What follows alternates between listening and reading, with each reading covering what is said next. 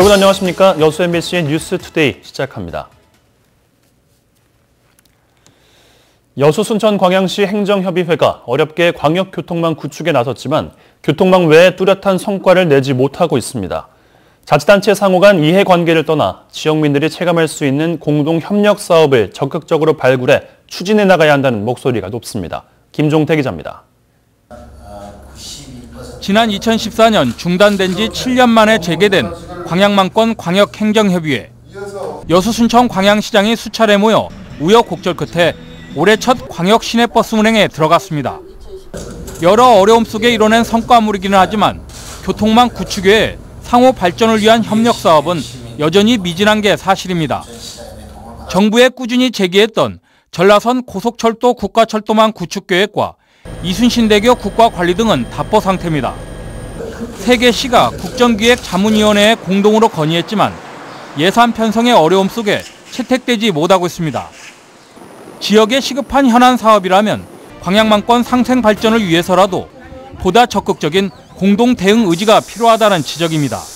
앞으로 교통 등 도시의 시설 인프라뿐만 아니라 관광, 환경, 문화예술 등 다양한 정책 분야의 갈등과 문제점을 행정협의회의 협의 조정 등 실질적인 역할을 통해서 효율적으로 해결해 나가야 한다고 생각합니다. 당장 추진하기 어려운 거창한 사업보다는 지역민들이 실제로 체감할 수 있는 작은 사업이라도 여러 분야에서 협력하는 것도 시급합니다. 자치단체 간 이해관계를 벗어나 양보와 상호 지원을 통해 협력할 사업을 찾는다면 얼마든지 많다는 것입니다. 지금 이제 행정협의를 운영하다 보면 조금 민감한 부분이 있을 수도 있지만 서로 양보하고 또 서로의 입장 차이를 조금 더 이해를 한다면 더 원만히 해결할 수 있으리라고 생각을 합니다. 일부에서는 장기적인 관점에서 여수 고흥 연육연도교 준공과 발맞춰 고흥군의 행정협의회 합류 필요성도 제기되고 있습니다. 민선 6기 들어 어렵게 다시 구성된 여수 순천 광양시 행정협의회. 광양망권의 구체적인 발전 청사진을 제시하는 보다 내실 있는 운영과 협력 의지가 필요해 보입니다. MBC 뉴스 김종태입니다. 올해 광주 전남에서 아파트 공급 물량이 34%가량 감소할 것으로 보입니다. 대한주택건설협회 광주 전남도회에 따르면 지난해 광주 전남 지역에선 아파트 공급량이 모두 7,500여 세대에 달했지만 올해는 부동산 시장 위축으로 34%가량 감소한 5천여 세대에 그칠 것으로 예상됩니다. 주택건설협회는 올해 지역 부동산 시장의 경우 세금과 대출 규제로 수요가 있는 단지 위주로 재편이 예상되며 분양보다는 임대아파트 위주의 공급이 줄을 이룰 것으로 전망했습니다. 올해 6월 지방선거를 앞두고 시민들이 주도적으로 교육감 후보 추대에 나섰습니다. 지역 교육을 책임질 교육 수장에 대한 관심이 전남 최초의 시민 경선 추진 등 적극적인 참여로 이어지고 있습니다. 김종수 기자가 보도합니다. 지난 2010년부터 지방선거와 함께 치러진 교육감 선거는 늘 화두가 됐습니다. 정당 지원이나 자금 조달이 힘든 선거 구도 속에서도 지역 교육의 수장에 대한 학생과 학부모들의 관심은 컸습니다. 지난 2014년 민선 2기 선거에선 진보 성향으로 분류되는 교육감이 전국적으로 13명이 선출됐고 시민들이 직접 추대한 후보가 당선되기도 하는 등 변화를 불러왔습니다. 교육감 선거에 대한 열기는 지역에서도 점차 뜨거워지고 있습니다. 지난해 구성된 민주진보교육감 순천추진위원회를 통해 6천여 명이 넘는 순천 시민들이 후보 추대 과정에 동참할 계획입니다. 도민에 가지고 있는 교육에 관련된 내용을 좀 집약시켜서 그것을 반영하는 새로운 교육감을 만들어보자. 그런 취지에서 권리장전을 23개 시군을 돌면서 공청회를 통해서 만들었습니다. 그래서 이것을 실천할 수 있는 교육감을 뽑자라는. 이런 분위기를 타고 다음 달부터 진행될 현장 투표와 ARS 투표 등을 통해 추대 후보가 확정되면 본격적인 선거 채비에 나설 예정입니다. 특히 학생 인권과 학교 자치 등이 강조된 전남교육 권리장전을 제시하는 등 학부모들의 이목을 끌만한 대안도 마련됐습니다.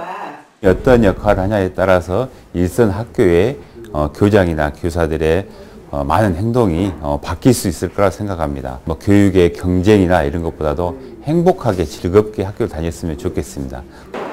하지만 진보 성향으로 분류되는 장만채 교육감의 재출마 여부와 함께 안개 선거로 불리는 교육감 선거를 수면 위로 끌어올리기 위한 방안 마련 등 변수도 만만치 않습니다. 전남 최초로 시도되는 시민 중심의 교육감 후보 경선이 지역 교육의 100년을 담을 수 있는 인물 추대로 이어질지 관심이 높아지고 있습니다. MBC 뉴스 김종수입니다. 밀양 화재 사고를 계기로 전남 동부자치단체가 다중이용시설 전담 인력 배치를 추진합니다.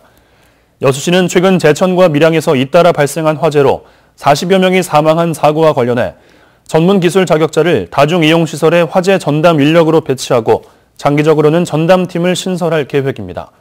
여수시는 이달 초 관내 대중목욕탕과 헬스장 등 다중이용시설 95곳을 점검해 지적을 받은 목욕탕 15곳이 시설 보수 보강에 나섰습니다. 광양 지역 맞벌이 부부를 위해 야간에도 자녀를 안심하고 맡길 수 있는 어린이집이 대폭 늘어납니다. 광양시는 다음 달 1일부터 월요일에서 토요일 밤 12시까지 자녀를 안심하고 맡길 수 있는 어린이집을 기존 30개소에서 12개소를 추가로 지정해 운영한다고 밝혔습니다. 광양시는 이를 위해 전담교사 인건비를 지원하며 이용 부모에게는 보육료를 시간당 3,000원씩 월 60시간 범위 내에서 전액 지원합니다. 광양에 추진되고 있는 대규모 발전소 건설과 관련해 시민사회가 대책위원회를 구성하고 중앙정부 등을 상대로 활동에 나섰습니다. 무리한 산단 개발과 책임 회피에 대한 비판도 터져나왔습니다. 보도에 문영철 기자입니다. 시민 200여 명이 이른 아침부터 시청 앞에 모였습니다. 광양 황금산단에 추진되고 있는 대규모 바이오매스 발전소 건설 계획에 전면 백지화를 촉구하는 겁니다. 대책위는 지역 주민들의 생존권과 환경권을 무시한 채 발전소 개발을 부추겼다며 경제청을 강하게 질타했습니다. 광양을 더 이상 살고 싶은 미래도시가 아닌 기피의 도시, 폐기물이 가득한 죽음의 도시로 이르게 하고 있다. 대책위는 이어 중앙정부를 방문해 시민들의 반대 서명이 담긴 의견서를 전달하며 투쟁의 수위를 높였습니다. 광양시는 지난해 발전소 건설에 반대한다는 입장을 공식적으로 밝혔지만 미온적이란 비판은 여전합니다. 정연복 광양시장 역시 개인 자격으로 서명운동에 동참한다는 점을 몇 번이나 강조하며 극히 조심스러운 태도를 보였습니다. 개인 참석을 해야지 시장의 이름을 빌리면 안 됩니다. 그러더라도 이제 어쨌든 시장님이 개인 하셨으니까 개인 꼭 붙이세요. 일부 시의원들을 향해서도 눈치보기란 비판이 터져나왔습니다. 결의안을 내는 것 자체도 가까스로 지금 결의가 됐고요. 그러다 보니까 그 이후에 후유증이 지금까지 있는데 이것은 이제 시의회, 대의기구인 시의회의 기본적인 자세는 아니라고 보는 거죠. 한편 산업통상자원부는 다음 달 환경부로부터 발전소 건설에 대한 의견을 제출받은 뒤 공사 승인 여부를 결정할 예정입니다. MBC 뉴스 문형철입니다. 유해물질이 검출돼 논란이 됐던 여수 지역 공공체육시설 우레탄 트랙이 전면 교체됩니다. 여수시는 지난 2016년 유해물질 검사 결과 진남경기장과 망마경기장, 망마육상보조경기장 등 3곳에서 납성분이 기준치를 초과한 것으로 나타나 오는 10월까지 31억 원을 들여 전면 교체에 나섭니다. 이에 따라 망마경기장과 망마육상보조경기장은 다음 달부터 오는 6월까지 이용이 제한되고 진남경기장은 하반기에 교체 공사가 진행됩니다. 광양시가 원활한 문화재 보호와 활용을 위해 정비 예산을 대폭 늘렸습니다.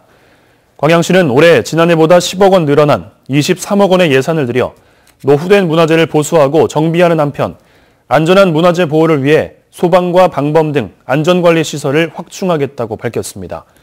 또 등록문화재 223호로 지정된 서울대학교 남부연습림 관사 등을 포함한 보수 정비가 필요한 문화재에 대해서도 시민들에게 공개할 예정입니다. 계속해서 희망 2018 나눔 캠페인에 성금 보내주신 분들입니다.